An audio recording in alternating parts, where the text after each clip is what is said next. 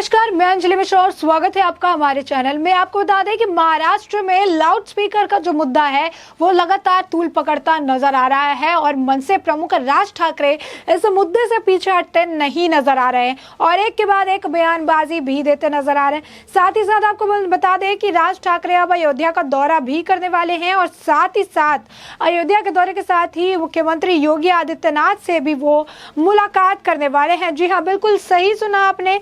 साथ में आपको बता दें कि महाराष्ट्र से एक और न्यूज़ है, वो ये है कि शिवसेना के सांसद और नेता जो है संजय राउत, उनका भी बयान आया है, पहले महाराष्ट्र को लेकर और फिर दिल्ली में हनुमान जयंती के दिन हुई हिंसा को, जहांगीरपुरी में हुई हिंसा को लेकर भी बयानबाजी की गई है। क्या है ये पूरा माजरा, आइए के करके जरा विस्तार से समझ लेते हैं। सबसे पहले हम बात करेंगे राज ठाकरे की दौरे की। बता दें कि इस वक्त की जो खबरें निकलकर सामने आ रही है वो ये है कि राज ठाकरे जो है पहले मतलब 1 मई को बहुत बड़ी रैली करने वाले हैं महाराष्ट्र में, औरंगाबाद में, और उसके बाद जो है महाराष्ट्र जो औरंगाबाद है उसको एक रीनेम करने वाले हैं, सिटी को उसको उसका रीनेम करके संभाजी नगर करने वाले हैं। साथ ही साथ लाउड स्पीकर को लेकर उनका अगला कदम क्या होगा इसकी बात जो है 3 मई के बाद उसको लेकर भी इस पहली मई की रैली के दिन वो जानकारी देने वाले हैं। साथ ही वो 5 जून को जो योगी आदित्यनाथ से मिलने वाले हैं और राम मंदिर अयोध्या भी जाने वाले हैं। साथ ही साथ आपको बता दें कि आदित्य ठाकरे भी जो है अयोध्या का दौरा करने वाले हैं और ऐसे में ये जो जंग है ये लगातार जारी है। अब ऐसे में राज ठाकरे द्वारा एक और बयान सामने आया है जिसे लेकर जो है उन्होंने बयानबाजी की। उन्होंने कहा है कि मुझे लगता है, जब उनसे पूछा गया दिल्ली जहांगीरपुर हिंसा पर फिर लाउड स्पीकर पे, तो उन्होंने पहले लाउड स्पीकर पे कहा कि हम महाराष्ट्र में दंगे नहीं चाहते, नमाज अदा करने का किसी ने विरोध नहीं किया है, लेकिन अगर आप इसे मुसलमान लाउड स्पीकर पर करेंगे तो हम भी लाउड स्पीकर का इस्तेमाल करेंगे। मुसलमानों को समझना चाहिए कि धर्म कानून से बड़ा नहीं है। 3 मई के बाद मैं देखूंगा कि क्या करना है। राज ठाकरे का ये बयान था। वहीं दिल्ली दंगों पर ले जो उनकी प्रतिक्रिया मांगी गई तो उन्होंने कहा कि मुझे लगता है कि इस तरह की बातों का जो है ऐसा ही जवाब देना चाहिए, नहीं तो वो लोग नहीं समझेंगे। राज ठाकरे 5 जून को अयोध्या जाएंगे और वो अपनी अगली जनसभा में 1 मई को औरंगाबाद में करने वाले हैं। तो साफ तौर पर ये जो है अभी राज ठाकरे से जुड़ी हुई अपडेट है। अब इसके बाद आपको बताएं कि इसे लेकर काफ़ी बयानबाजी देखने के लिए भी मिल रही है।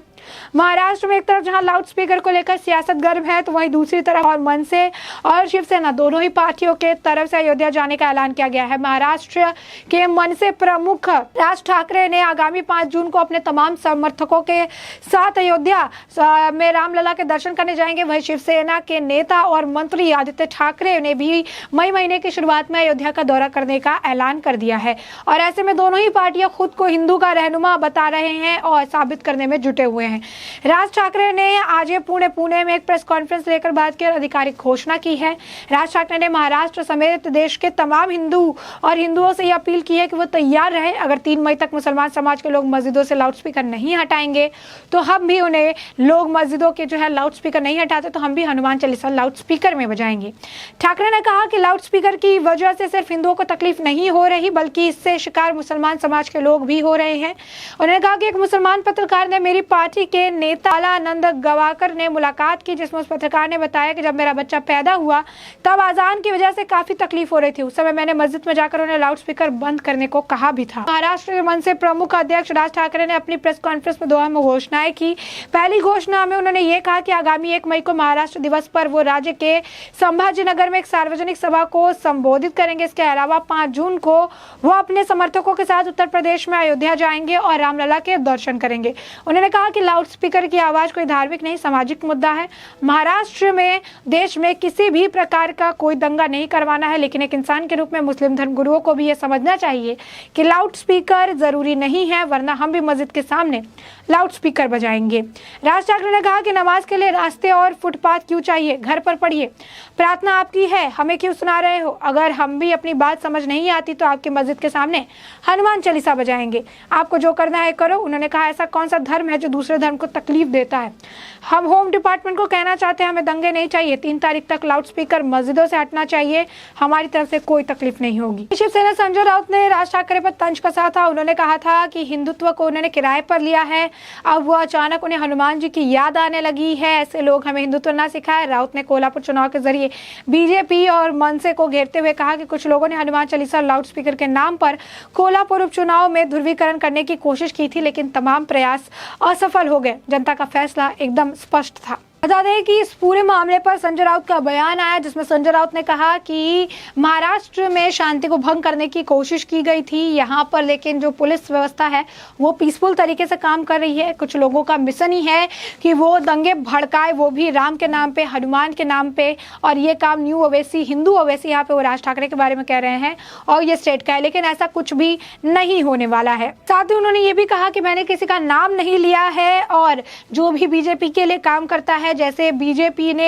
AIMIM ओवैसी को उत्तर प्रदेश चुनाव जीतने में उनसे मदद जो मिली है, वैसा ही कुछ महाराष्ट्र में अब न्यू हिंदू ओवैसी के द्वारा जो है बीजेपी को मिलने वाला है। साथ ही साथ उन्होंने शिवसेना के नेता संजय राउत ने भी जो है बयान दिया, जो जिस तरीके से दिल्ली में दंगे भड़के हैं उस पर भी उन्होंने बयानबाजी दी। जहांगीरपुरी दंगे को लेकर उन्होंने कहा कि देश का माहौल जानबूझकर चुनाव जीतने के लिए जिस तरह से खराब किया जा रहा है, मुझे लगता है यह देश के लिए ठीक नहीं है।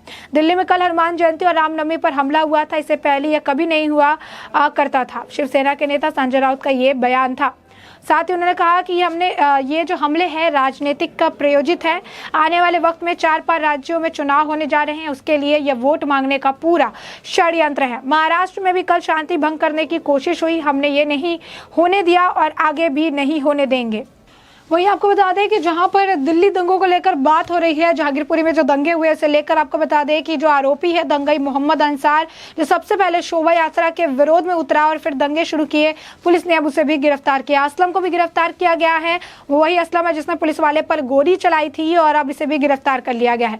बता दें कि जिसका नाम निकलकर सामने आ रहा है यानी मोहम्मद असलम, तो उसको लेकर अशोक श्रीवास्तव की तरफ से ट्वीट किया गया है। 22 साल के मोहम्मद असलम उर्फ खोगड़ू झुग्गी नंबर 245 CD पार्क जहांगीरपुरी के निवासी ने फायरिंग की थी और उसके बाद उन्होंने बताया कि यही है वो मोहम्मद अंसार जो है, उसका उन्होंने तस्वीर साझा की। उन्होंने कहा कि इसे लेकर विरोध में उतरा था, इसने ही दंगे शुरू किए थे।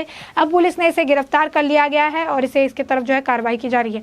लगातार इस दिल्ली में हुए जहांगीरपुरी में जो दंगे हुए हैं इसे लेकर लगातार अपडेट आ रही है। जो गृह मंत्री अमित शाह की तरफ से सख्त निर्देश जारी कर दिए गए हैं। पुलिस वाले को कहा गया है कि जो भी दंगे में शामिल था हर एक दंगई को जो है पकड़ा जाए और इसे लेकर जो वीडियो जो है वायरल हो रही है, वीडियो के हिसाब से फुटेज निकालकर इन लोगों को पकड़ा जा रहा है और अब तक 14 से 15 गिरफ्तारी के जो खबरें है वो निकलकर सामने आ रही है। तो साफ तौर पर आप देख सकते हैं कि महाराष्ट्र में भी अब ये मुद्दा काफी गर्मा गया है। कोई राजनीतिक प्रेरित बता रहा है, संजय राउत इसे राजनीतिक प्रेरित बता रहे हैं, तो वही राज ठाकरे लाउड स्पीकर के मुद्दे पर और भी ज्यादा जो है हमलावर नजर आ रहे हैं। साथ ही साथ अब शिवसेना और मनसे के बीच में कहीं ना कहीं हिंदुत्व को लेकर भी एक लड़ाई देखने के लिए मिल रही है।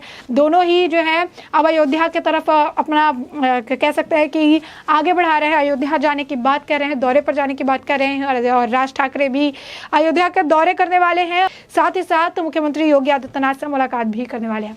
तो ऐसे में हमने आपको ये पूरा मामला बड़ी विस्तार से बताया है और इस पूरे मामले पर आपकी भी जो राय हो हमें कमेंट सेक्शन में कमेंट करके जरूर बताएं।